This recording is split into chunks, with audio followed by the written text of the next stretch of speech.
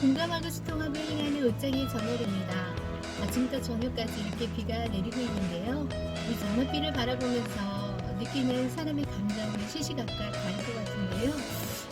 우리가 오늘은 글 쓰는 것과 치매에 대해서 한번 이야기를 해보고자 합니다. 여러분, 치매라는 병은 자기 자신뿐만 아니라 사랑하는 가족과 친인척들에게 너무나도 큰 고통을 주기 때문에 누구나 제일 두려워하는 병이라고 합니다. 그래서 여러분, 우리 일단은 치매가 어떠한 질병이 있는지 4가지 종류에 대해서 알아보고요. 그 다음에 그 치매를 어떻게 예방하면 좋을지, 그 중에 하나가 바로 글쓰기가 그 안에 들어가 있어요. 이 뇌라는 것은 가소성이 있어서 쓰고 그릴 때 이게 뇌가 덜 늙는다고 합니다. 그걸 과학적으로 증명해 놓는 것들이 있는데요. 제가 그 자료들을 좀 출처를 해와서 이렇게 노트북에, 잘 보시나요? 노트북에 좀 정리를 해왔어요. 그래서 오늘 제가 한번 쭉 읽어드릴까 합니다. 치매의 종류 첫 번째, 우리가 흔히 아는 알츠하이머 퇴행성 질환에 대해서 먼저 이야기해 보겠습니다. 유전자 이상이 생기면서 베타 아밀로이드라는 잘못된 단백질이 분해되지 않고 뇌 속에 침투되면서 뇌세포를 죽이는 병입니다. 대뇌피질, 이게 뭘 관장하냐 하면요, 사고력, 판단력, 기억력을 담당하는 곳이에요. 이 세포들이 점점 소실되면서 기억, 언어, 방향감각 등이 상실되기 시작하고요. 그 다음에 이게 왜 생겼는지에 대한 원인은 아직 현대의학에서 밝혀지고 있지 않습니다. 그래서 이렇게 학습 경험을 단단하게 고정하는 신경 전달 물질 아세틸콜린이 감소하면서 생기는 병이고요. 혹은 또 당뇨병의 합병증이라고까지만 지금 알고 있습니다. 그래서 이 병은 또 10여 년이라는 세월이 서서히 이렇게 오랜 기간에 걸쳐서 병이 진행된다고 하니까 우리가 알고만 있다면 조금 건강하게 유지할 수가 있을 것 같습니다. 그리고 두 번째 이제 치매의 한 종류가 뭐가 있냐면요, 로이소체형이라는 치매가 있습니다. 이건 무엇이냐면 되뇌피질의 신경세포 가운데 로이소체라는 단백질군이 많이 발견되는 퇴행성 질환이에요.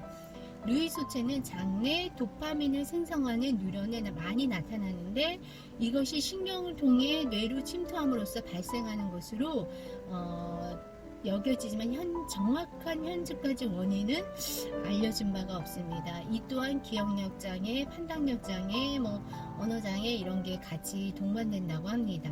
세 번째는 리먼 픽시병. 웃기죠? 리먼 픽시병. 네, 이거는 전두축두형 치매라고 해서 전두축두 한 요렇게 있는 것 같아요. 여기 전두엽, 축두엽의 위축, 픽볼이라는 이상 구조물이 뇌 속에 쌓임으로써 되뇌피질을 사멸시킨다고 합니다. 인격이나 성격이 극단적으로 변화되는 현상이 특별히 나타난다고 하는데요. 이거는 아무래도 그 되뇌 피질 여기 이 라인이 그 성격이나 그런 거를 관장하기 때문이 아닐까라는 생각이 듭니다. 그리고 네 번째는 뇌혈관 치매인데요. 혈관이 막힘이 반복되면서 나타나는 뇌경색으로 뇌동맥이 막히고 영양분이나 산소가 원활하게 공급되지 않음으로써 신경세포가 사멸되는 거고 붕괴되고 발병되는 거거든요. 그래서 작은 혈관들이 막히면서 그 뇌세포의 손상이 많아지기 때문에 이 증상이 나타날 경우가 많지는 않지만 이것이 점차 누적되면 어떻게 되냐면 종종걸음, 이렇게 어르신들 가끔 뵙죠. 종종걸음이나 막 불같이 화를 내시거나 막 충동이 억제되지 않아서 이런 분들이 이제 혈관성 치매, 뇌혈관성 치매라고 할 수가 있습니다. 그러면 우리가 이러한 치매의 무서운 이 4가지 중에서 어떻게 우리가 젊어서부터 예비하면서 예방하면서 살 수 있을까요? 첫 번째 세 가지가 있는데요. 첫 번째는 유산소 운동이고요. 두 번째는 식습관, 세 번째는 적극적인 정신적 활동입니다. 운동은 일생 동안 지속되는 신경세포의 생성을 촉진하고 뇌세포의 수가 줄어드는 것을 방지해주는 역할을 한다고 합니다. 인간의 뇌세포는 평생에 걸쳐 끊임없이 생성되는데 운동을 하지 않으면 새로 생성된 세포가 쉽게 사멸됩니다. 유산소 운동을 하면 해마에서 생성되는 줄기세포가 신경세포로 진화되어 필요한 영역에 쓰이는 과정을 촉진해줍니다.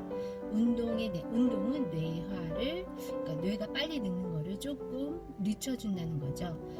식습관이야 여러분이 너무 더 잘 아실 것 같고요.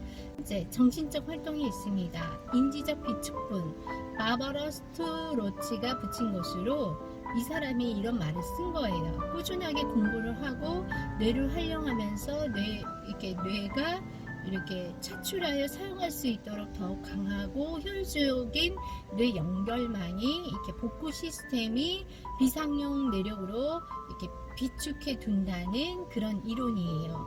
이 덕분에 알츠하이머병에 걸렸음에도 불구하고 특별한 증상 없이 보내신 분들이 꽤 계신다고 합니다.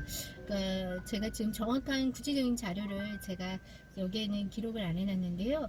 제가 본 바에 의하면 그 수녀원 같은 수녀원에서 계신 수녀님들 중에 이렇게 계속해서 글을 쓰고 자서전을 쓰고 시를 쓰고 이렇게 함으로써 뇌가 이렇게 알츠하이머 병에 걸리셨는데도 전혀 일상생활에 지장이 없게끔 노년을 지내신 분이 많다고 합니다. 그래서 실제로 돌아가셔서 이렇게 뇌를 열어보니까 알츠하이머 병이 있었음에도 불구하고 그 저술 활동을 죽기 전까지 아주 활발하게 하셨던 분들이 꽤 많다고 합니다. 그래서 우리가 이 자서전 쓰고 글 쓰는 것들 있잖아요. 이거는 죽을 때까지 할 수 있습니다, 여러분. 네. 정말 이렇게 이 글 쓰는 작용이 글을 읽는 것만 되는 게 아니라 이렇게 자서전이나 이렇게 글을 쓰는 작용을 이 뇌가 늙지 않도록 이렇게 신경세포가 훨씬 더 활발하게 한다고 해요. 제가 뇌과학자가 아니지만 뇌과학자가 말하는 것을 제가 인용해서 말씀드리는 거거든요. 그래서 이렇게 쓰고 그리고 이렇게 그림 그리는 거 있죠. 그림 그리는 것도 상당히 좋다고 합니다. 이렇게 손발이 움직이는 거 굉장히 좋다고 합니다.